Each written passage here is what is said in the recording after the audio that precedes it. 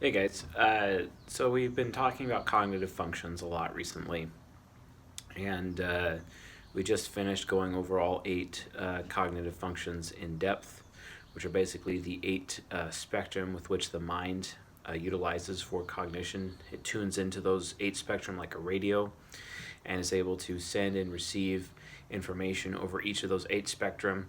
Half of them are for perceiving, which is used for gathering information. The other half of them is used for uh, decision making, judgments, basically. That's what a person's judgment is. And there's four cognitive functions for each. We also lightly touched on the topic of cognitive axes, which is like axis but plural. So let's actually dive in a little bit more deeper just to get a more general sense of what a cognitive axis actually is. So, two of the functions, so let's say introverted sensing, it's on a cognitive axis with extroverted intuition. Or there's also introverted intuition, it's on an axis with extroverted sensing, and those are the perception functions. Extroverted thinking, also known as rationale, is with morality, moral decision making, also known as FI, and they're connected together on an axis. So also is introverted thinking and extroverted feeling.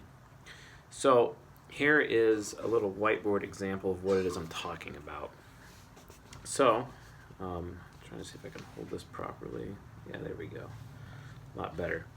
So if you look here, extroverted sensing and introverted intuition, they're together, and that's because one feeds into the other. The introverted functions, here and here and here and here, they are source functions, whereas extroverted functions, which are here and also down here, N, E, T, E, S, E, F, E, those functions are utilized for consuming.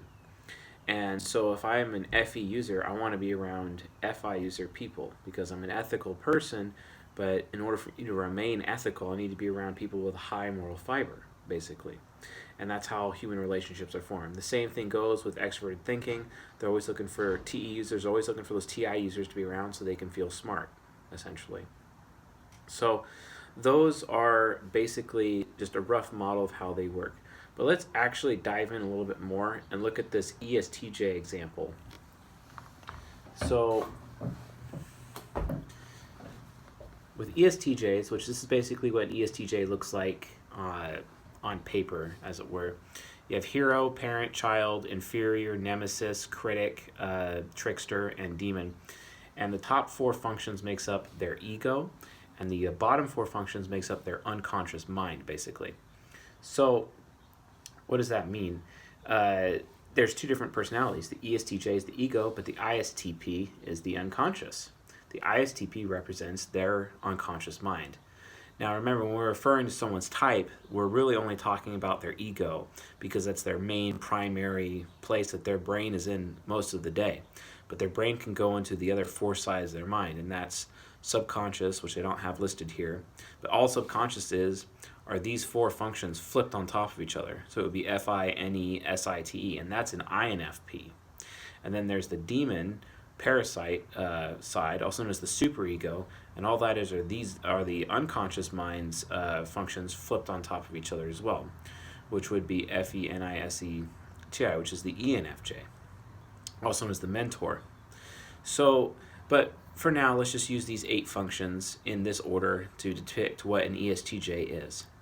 And you have the hero, you have the parent, you have the child. But if you notice, using cognitive axes, you have TE and FI. You notice how they're on an axis over here, but TE and FI, so you have the inferior function and the hero function, they are on an axis with each other. So one feeds into the other. And the parent and the child are also always on an axis with each other, right? Same thing down here. The nemesis and the demon are also in that place, and then the critic and the trickster are also the same. They're all on an axis with each other. So all you have to do, if you can identify just the hero and just the parent function of somebody, you can logically come up with the rest of the functions in the correct order for their type. That's all you need to know. Because if you know their hero and it's TE, that automatically means that their inferior function is FI. If you know their parent and it's SI, that automatically means that their child is NE, as you can see here. And then for the bottom, all you do is the opposite. The nemesis is just the opposite of the hero. So if it's TE, that means it's TI nemesis. If it's SI parent, it's automatically SE critic. If it's NE child, that's automatically NI trickster. If it's FE, or if it's FI inferior, that's automatically FE demon, in that order. So that's really relevant. When you look at somebody, you try to figure out, okay, do they have high rationale? Do they have high morals and whatnot? As long as you can figure out their hero and their parent function, which is what Carl Jung talked about when he started talking about cognitive senses, talking about people who are rational, logical, etc. If they're a logical person, that automatically means that they're an ethical person. If they're a rational person, that automatically means they're a moral person, for example. If they have metaphysical awareness, they have really good long-term memory. If they have really good future memory for themselves and know what they want, and they're very driven and very focused in that way, then they have physical awareness as well. It all runs together. And because of these different cognitive functions and how they spin on little axes with each other, as you can see, move it around here a little bit to get a better position. Because they're able to move around like this is how data flows. So I feel, you think. It comes out in our sentences and what we talk about. Or I experienced this thing, you might want to do this thing that I experienced. Or I want this flavor ice cream, you should have it because it's really good. Or I see what you're doing, that means I want to do what you're doing, right? Well, you feel that way about what I think? Wow. Or I think this, and then all of a sudden the person next to you has an emotional reaction to what you think. That's how our cognitive functions work. And they're always in these axes, and they come out in our sentences and what we say. And that's how we communicate and interact with other human beings. And the cognitive functions, like in this example with the ESTJ, are always in this order. They never change in this order, and they're always in balance in this way. That means like no type is better than any of the others, essentially. So ESTJ ego, ISTP shadow. I'm going to set this down.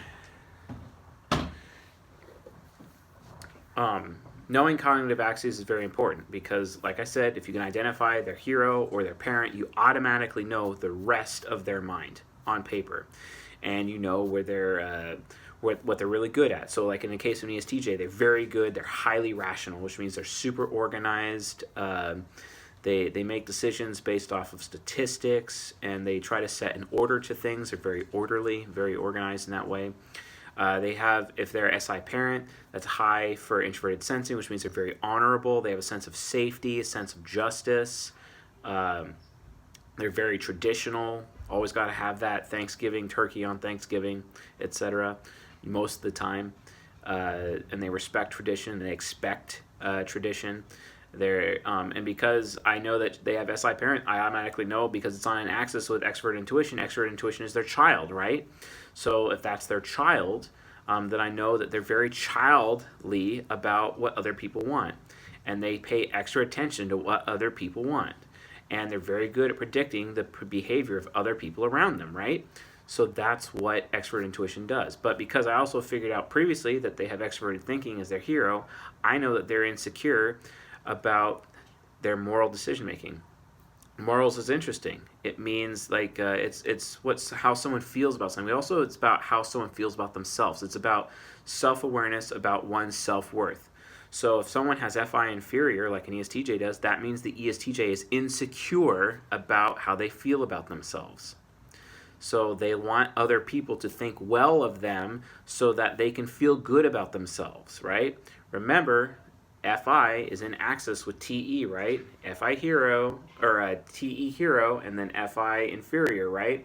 Because they feed into each other. If this is the hero and the FI is in the inferior, there's insecurity. But if people think well of him, the ESTJ or her, in this model with their rational thinking, because they're always aware of what other people are thinking, right? That means if they think highly of me, then I feel good about myself, right? And that's literally how their priorities go. That's why TE users really like limelight, fame, high regard, want to be respected. They got to have that status. It's like the groupie that's hanging out with the rock star. They just want that status, right?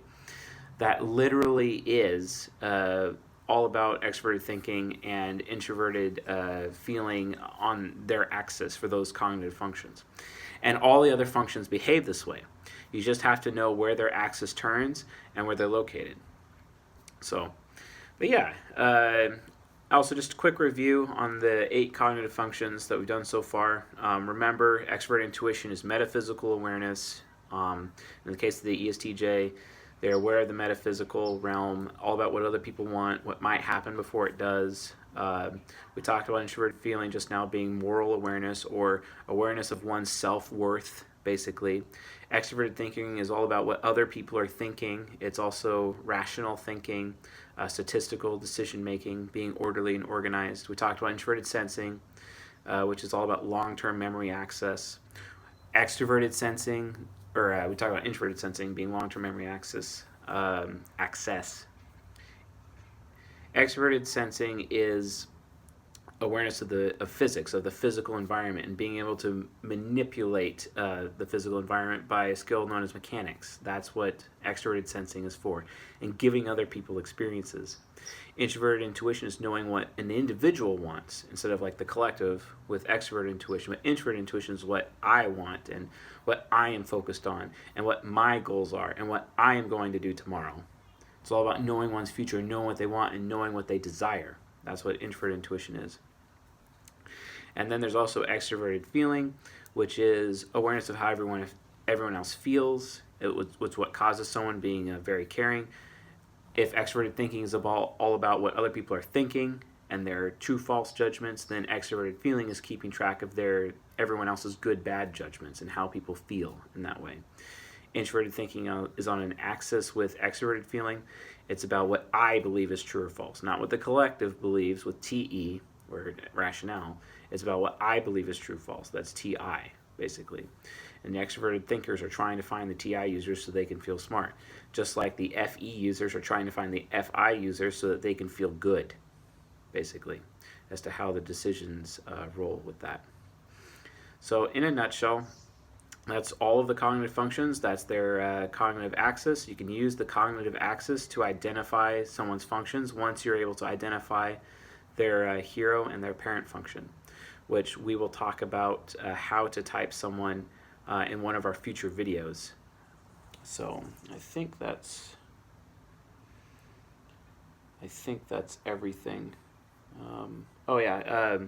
Also, with the cognitive axis, because those functions are always attached to each other, the hero is always attached to the inferior.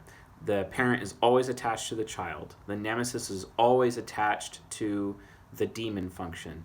The critic is always attached to the trickster. The slots themselves of which the cognitive functions go inside also have their own axis, right? So again, if you identify the hero, you automatically know the inferior. If you if you find out what the parent is, you automatically know what the child.